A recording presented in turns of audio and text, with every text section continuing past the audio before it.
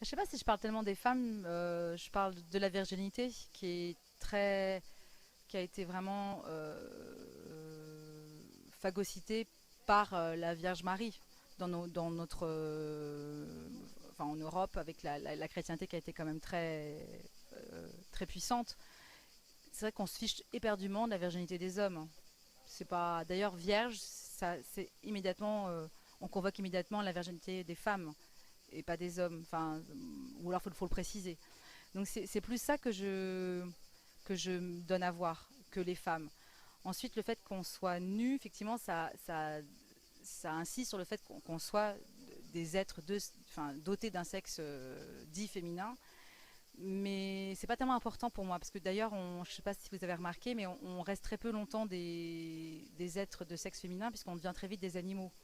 Donc c'est comme si on traverse plusieurs états en fait possibles, l'animal, la virginité, mais qui est même pas la nôtre. C'est la virginité de la chrétienté, c'est la virginité de la Vierge Marie qui est toujours de face dans la représentation, dans le monde chrétien. Et donc, si on retourne la Vierge, qu'est-ce qu'on voit? Voilà, je m'amuse en fait c'est comme un palimpseste que je donne à voir et que je.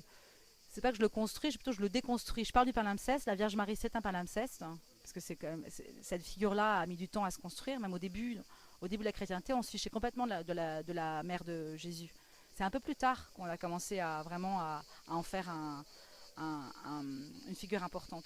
Donc c'est plutôt je monte à travers le palimpseste et j'enlève les couches pour voir pour arriver à la pâte quoi.